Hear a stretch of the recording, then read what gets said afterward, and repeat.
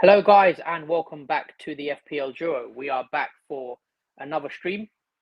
We are back for the team selection video for Gameweek 2. As you can see, I am back for another stream. It's been a while. I can't remember the last time I streamed. I think it was maybe a week and a half ago now. Before it feels like such a long time because I've missed a couple of deadline streams. And then I missed also Gameweek 1 team selection. So do bear with me guys. My internet is a bit jittery. I am using hotspot off my phone. But yeah, I thought I'd go live with you, Jordan, today to do the team selection. But yeah, how you been? Yeah, everything good? Yeah, everything's good. It's good to see you back, obviously, for this season, and obviously Game Week 2 team selection, very exciting, obviously from Game Week 1. But yeah, it's nice to see obviously Huss back. Yeah, just had a hectic few weeks. For those that don't know, she's got married, so it's been hectic as you can expect. So yeah, I'm back on it now. Hopefully we can keep the streams coming on a regular basis now.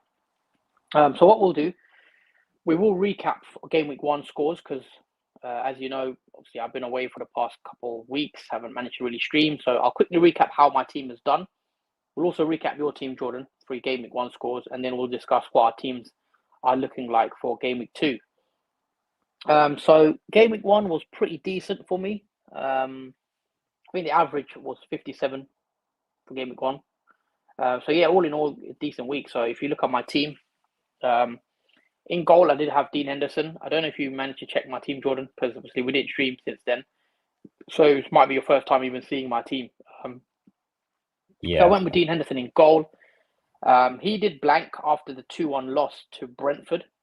Now, we know Palace have been slightly weakened this season. Obviously, the losing Olise to Bayern was a big blow. We know Mark Gurhey looks like he's going to be on the move. We know Joachim Andersen has already gone to Fulham. So, yeah, Palace could be losing a few key players, which doesn't fill me with confidence of Palace's defence, but still happy to own Henderson for the foreseeable. In the back three, can't complain too much. I thought Trent Alexander-Arnold was excellent in that second half, especially against Ipswich. Comes away with an 8-pointer. He gets a clean sheet. He also gets some 2 bonus points. He could have easily had a lot more, by the way, guys. For those that didn't watch that game, could have easily had an assist. Should have had an assist, and Jota missed that sitter. He could have also scored a goal in that game as well. So Trent could have come away with 10, 15 points easily. So I actually think Trent is one of those must-haves in your team this season. I don't know if you've discussed how much of Trent you did discuss, Jordan, in your knee-jerk, but I think he's one of the best players to have in your team. At 7 million, I think it's an absolute bargain, and I expect him to get 200 plus points this season. So if you've not got Trent in your team, guys, he's only 30% ownership, so bring him in. And I think Trent's going to be having a really good season this year, especially with the way Liverpool playing under Slot. I think it's his price that makes it difficult to bring him in. That's the only issue, because I think originally, before I made my team selection for Game Week 1, I originally had Van Dijk because I just couldn't get to Trent. Have you got Trent? I swapped to Kwanzaa, but I originally had Virgil van Dijk because I couldn't afford Trent's price as a substitute for a clean sheet for Liverpool, but it didn't work out. I just think Trent's a must-have. I expect him to have a big season, 200 plus points, assuming he obviously stays fit. In the back line, I've also got Saliba. Again, 2-0 win against Wolves. He had a shaky moment where he could have conceded a goal. He made a bit of a mistake, but I think the Wolves striker missed.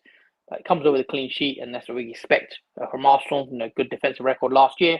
And I also had Ola Aina, who he played 53 minutes, came off with an injury, which is a bit concerning. I don't know what the situation is in regards to Game Week 2, if he's going to be fit. Hopefully he is. He's got Southampton away. But Ola Aina comes over with a 1-pointer. In the midfield 4, Eze blanked in the 2-1 loss to Brentford. However, he did look good in that game. Could have had maybe a return.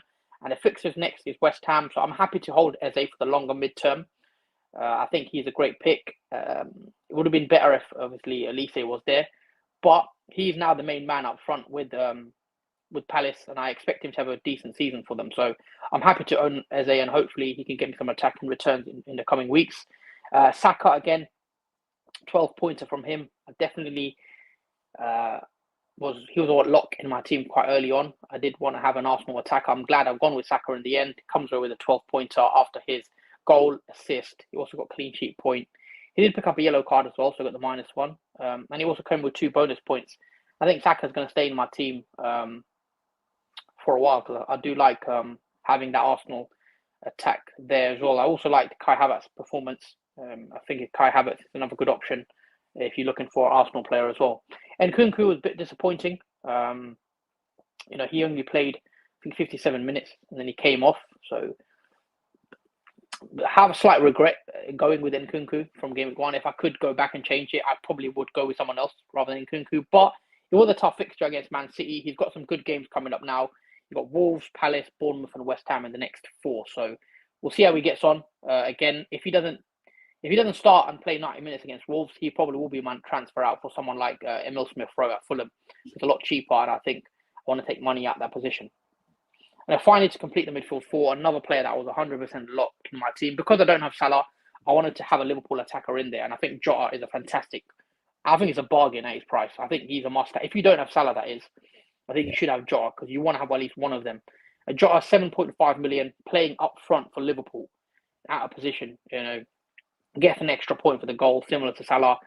Again, he was really good in that second half, scored a goal. He should have had 2 goals, missed an absolute sitter with a header. I don't know how he missed it. 2 yards. Yeah, I'm not sure. On another day, he usually does put it away. Also got the 1 point for the clean sheet. Played 78 minutes. I expect him to start every game as long as he's fit for Liverpool as well. He looks like he's firmly first choice ahead of the likes of Nunes and Gakpo, etc. So yeah, Jota comes with an 8-pointer, which can't complain there. Obviously, Salah owners, paid off massively. Salah coming with a goal and an assist. Congrats to anyone that captained Salah as well, done really well. Up front, as you can see, very good returns across the board. Haaland comes away with a goal and the 2 bonus points against the 2-0 win for Man City against Chelsea, which was big. My punt, Chris Wood, he did score, and he also got 3 bonus points, which was nice. He comes away with 9 points, which is big. But it does slightly worry me with Chris Wood because I think Forest have signed Nketiah, or look like they're close to signing Nketiah. So that does worry me that, Nketiah could be first choice when they sign him. So I'll probably look to move Chris Wood out. I'll keep him for another 1 or 2 weeks, and I'll probably move him out. Someone like Solanke, who I like the look of. For now, Chris Wood has already repaid me that 1 goal. Hopefully, he can get a couple more. He's got Southampton next. I think it's a good fixture for Chris Wood. And after that, he's got Wolves. I'll probably ship him after the Wolves fixture in Gameweek 3. And then finally, to complete the team, my captain was Isak. Now, Newcastle won 1-0. However, I didn't watch the full game, but from looking at stats and a bit of the highlights, it looked like Newcastle could have scored a bit more. I think Newcastle had 10 men, didn't in the end as well. Yeah, sure. Which was sent off. Which was a bit unfortunate. Maybe could have been a different scoreline if they had 11 men for the full game. He comes over with just the assist. He was my captain, so he gets the 10 points. So all in all, could have been better, but at least he didn't blank. And on the bench, not much blanks for Robinson and Rodgers, and Barco was the annoying one. Very frustrating pick. He didn't play, and he has now. It's been confirmed. Barco has moved on loan to Sevilla. It seems it's imminent. So another player I'll have to transfer out because Barco's moved, and that's one of the ones we got wrong. We thought he's going to be in the squad and play matches, but it looks like he's on his way to La Liga. So again, that is something I'll have to think about in maybe Gameweek 3. But for now, that's what my team looks like. It was 66 points all out. And yeah, can't complain too much when the average was about 57 points. So you'll see, decent start to Gameweek 1. Hopefully going into Gameweek 2, we can have a better week.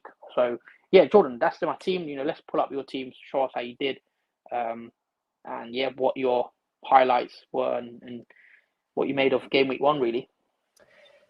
Yeah, so Gameweek 1, not such a bad game to kick off the new season. So let's start off with the goalkeeper, Flecken.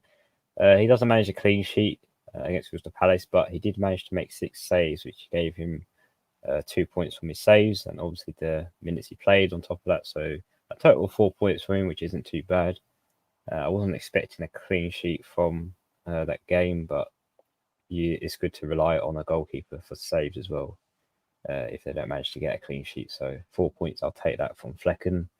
Moving on to the back three. So the big success, Pedro Porro manages to score. I think he's the only defender, obviously for Game Week 1, who is a defender to score an attacker return. So that is why we've brought Pedro Porro in for that attacking threat, which he paid off. He scored a goal. He also got a bonus one and finished off with 9 points.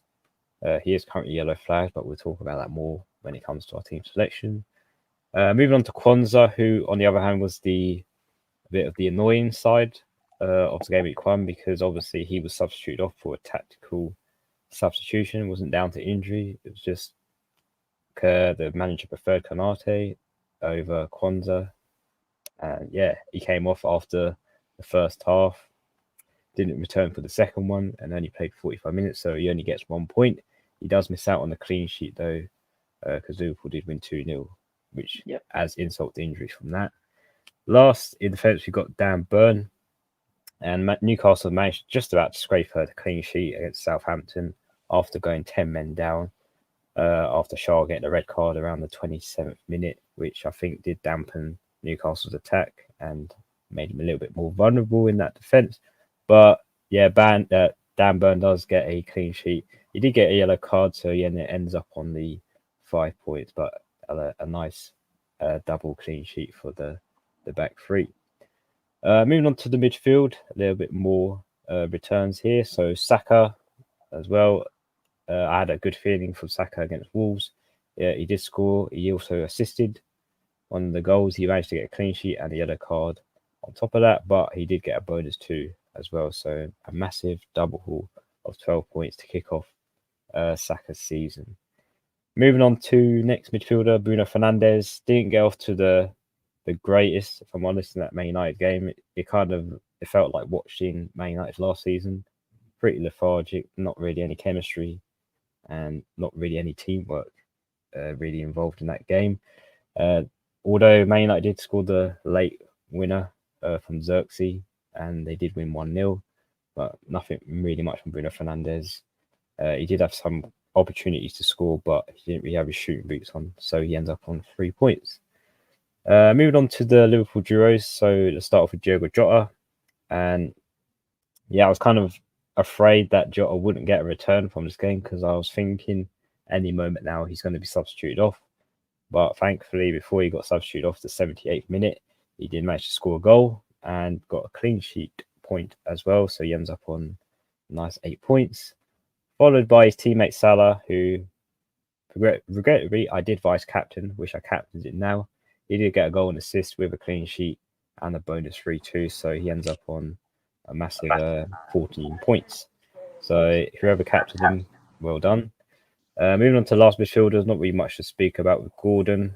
Pretty quiet. 69 minutes he played in that game, only getting the clean sheet point from that fixture, and wasn't a part of the action from that one goal that Newcastle scored, as that was from Joel Linton.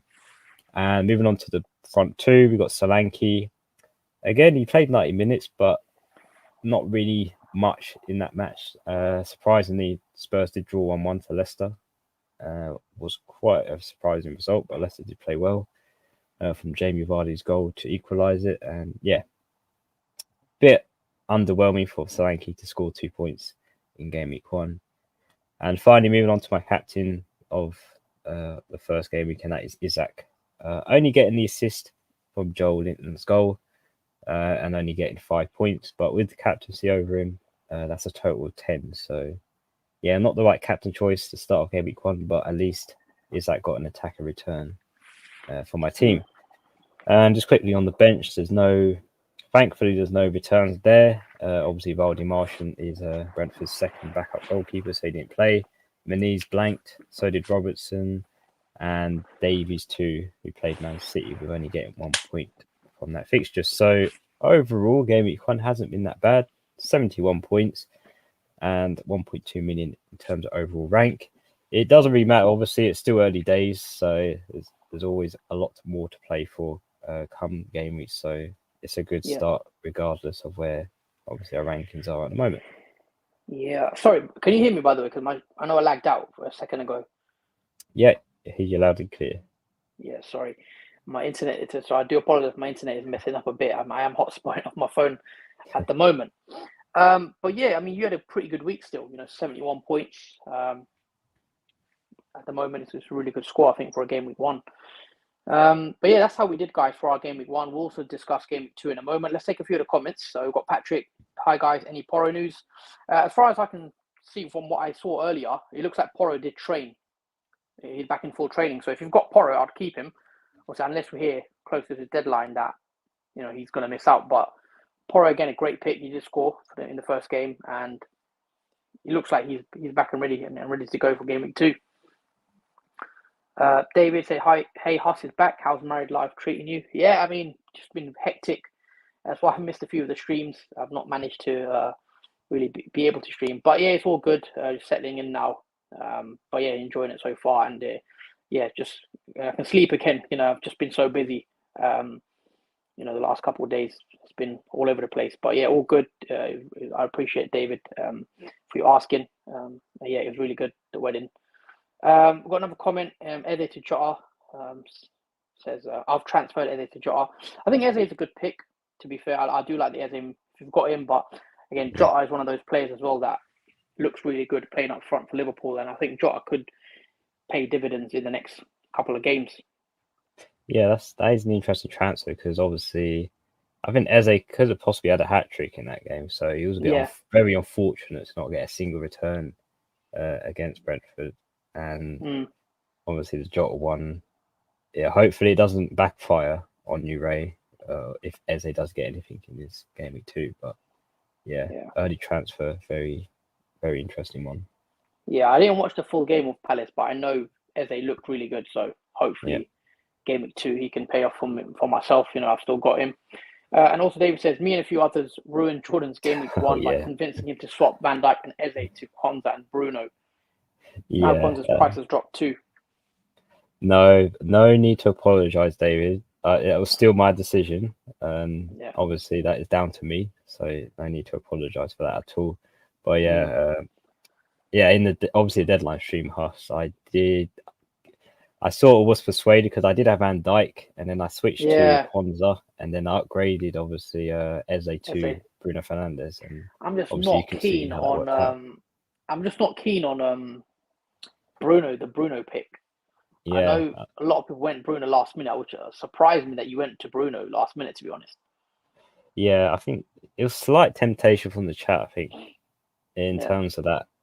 But I'll give him one more week. He does have Brighton next, so we have to see what he can do. I mean, when he was playing obviously in that game to start off with, he was acting as a forward in the false nine position, so it looked a bit more hopeful in that sense, but it wasn't to be. Yeah, with Konza, I expected him to start. I was surprised to see him subbed half time. I didn't expect that one. I didn't think he was too bad against Ipswich, but obviously Konate, for me, is the better defender. It appears we'll have to see how that one goes. Sorry? We just lost you for a second there, but you're now back. So I was just saying, I was surprised to see Konza subbed at half time.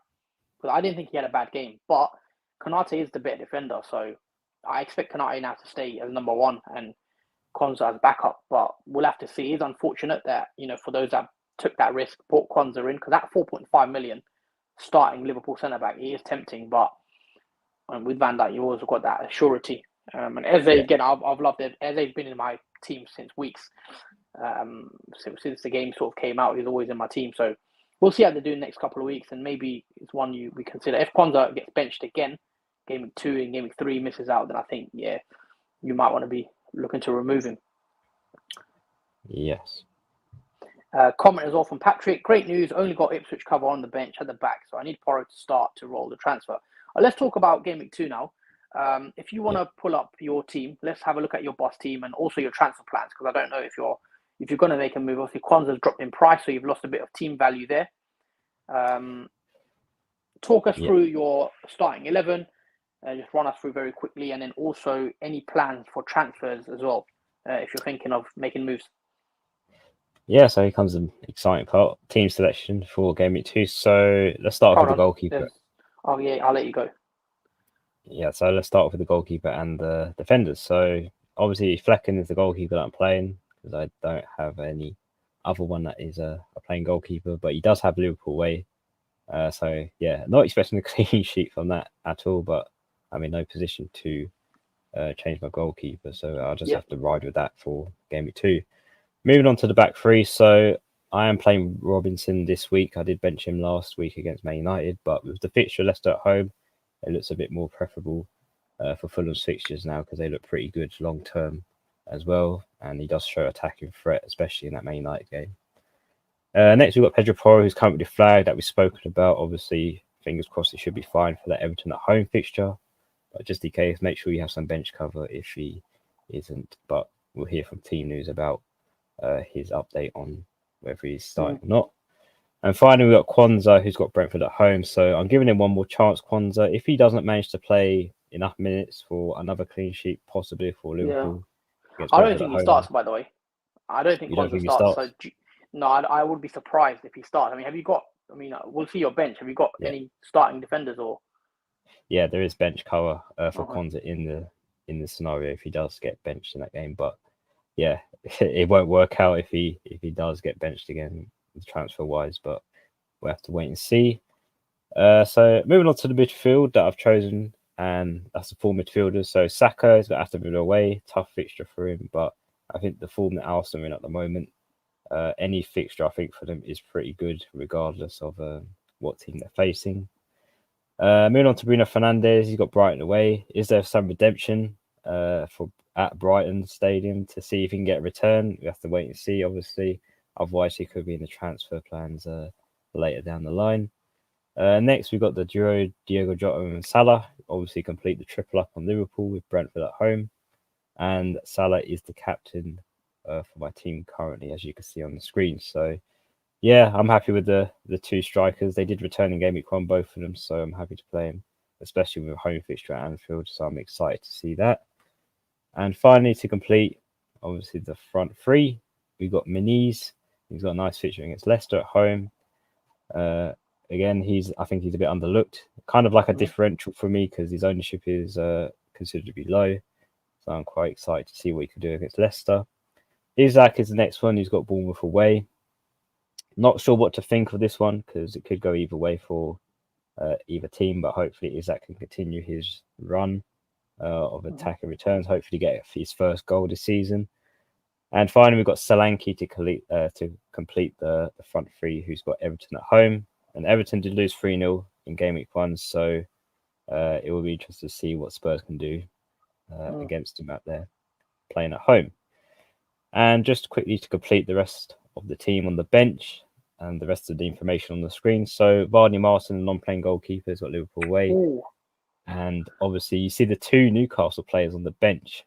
So you've got Gordon bench is a surprise that you've gotten to bench Gordon. I'd probably play him, but it's interesting.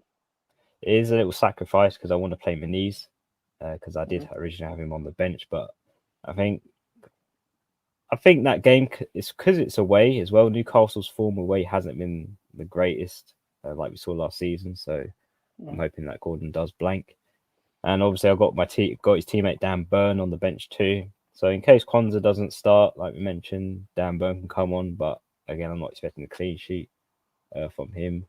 And then finally, we've got Davies, who's got Man City away. So I'm hoping he doesn't come on because he could possibly get a negative point potentially against Man City. And that leaves me, obviously, team value has dropped because Kwanzaa dropped in price. So that's 99.9 now. No money in the bank. With 1 free transfer. And I'm also playing the 3-4-3 formation this game. Yeah. Okay, and so I was just going to say, in terms of your transfer plans and your moves, what's the situation there? So yeah, I don't think there's any real issues with the team that need concerned about for the starting 11, and also because there's bench cover. I have no reason to do any transfers for this week, so I'm going to roll and save that 1 transfer and roll it over to the next game week. Yeah, fair enough. I think you're in a good position. You don't really require a transfer from what I see anyway. So yeah, I'd probably do the same if I was you. Salah captaincy is interesting as well. Are you scared of no Haaland? Because Haaland go Ipswich. Are you worried as a non-Haaland owner or?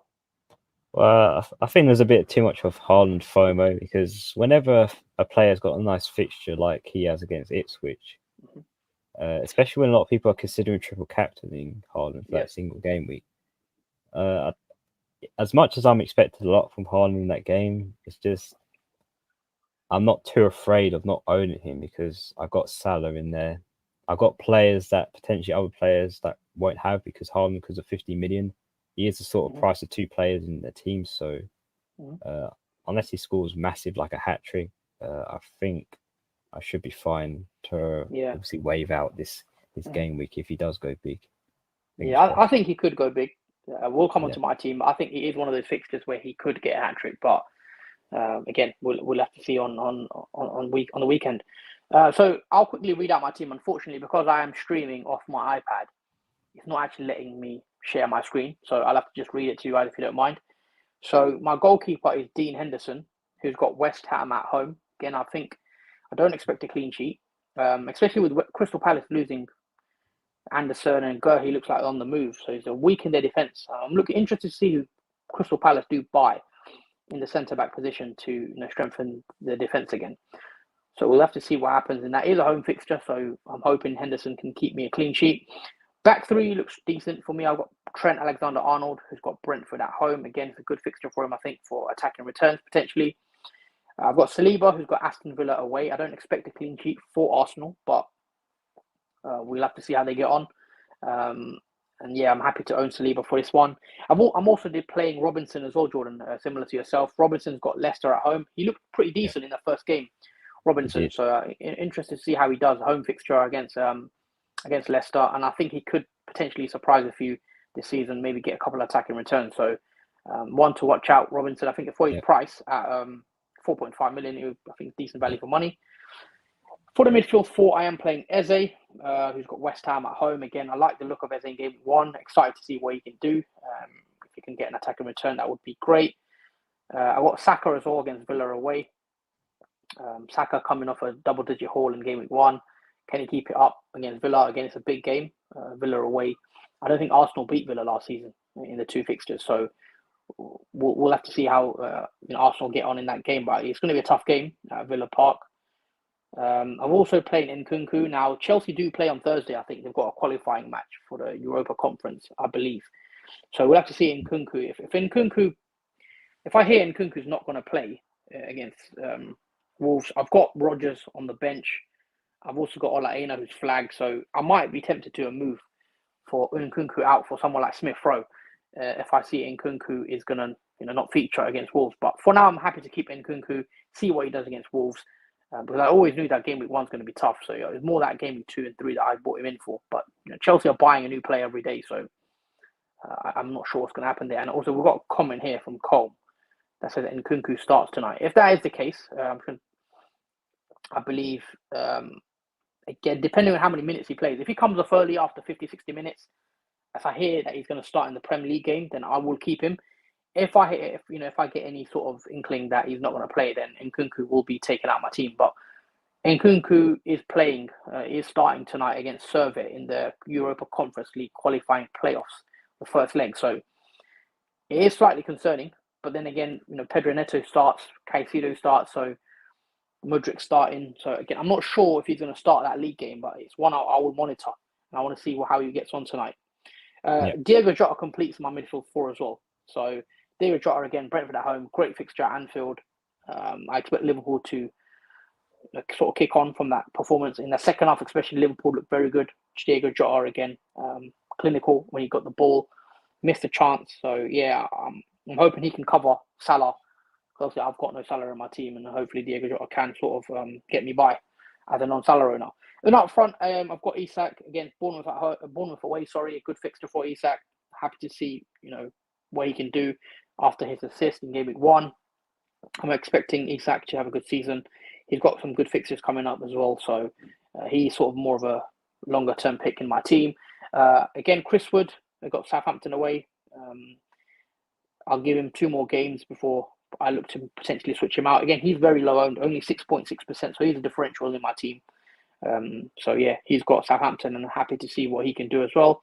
And then finally, to complete the full line is Haaland. who's got Ipswich at home as well. So it's one of those fixtures I'm looking at where Haaland could potentially, get a haul, hopefully 2 or 3 goals. So again, it's a big one.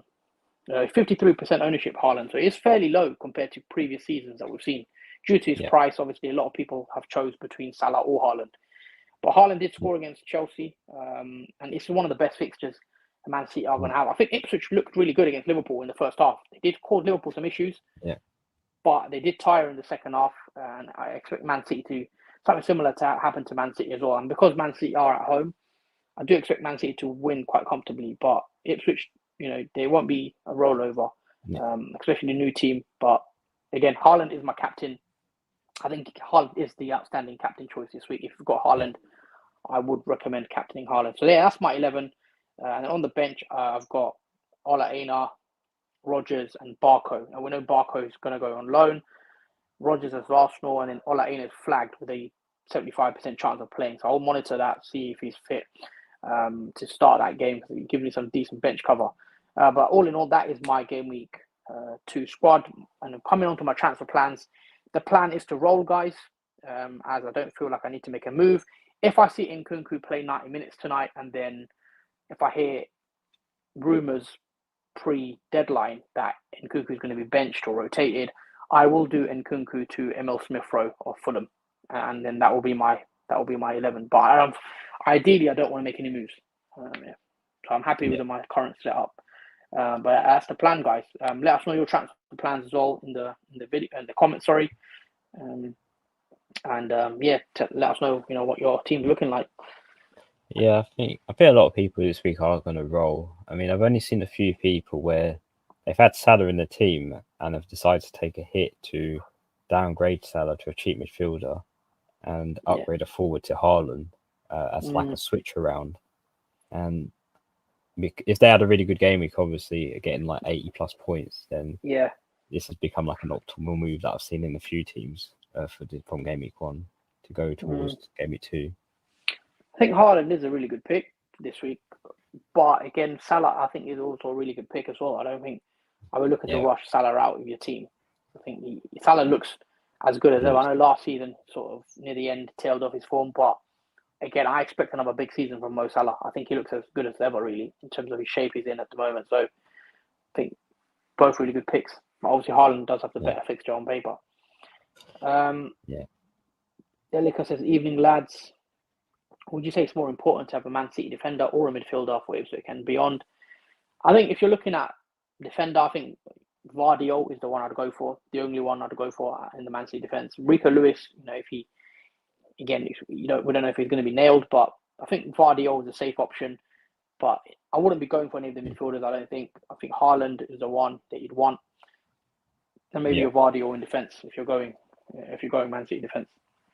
Yeah, I think it is more important to have a City defender, if I'm honest, because you sort of can know, like Guardiola is pretty much nailed in that position, whereas a midfielder like a Doku, for example, might not be completely nailed.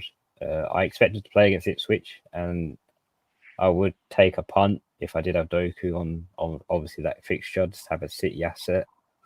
But longer term, it's the Pep roulette that does catch people out.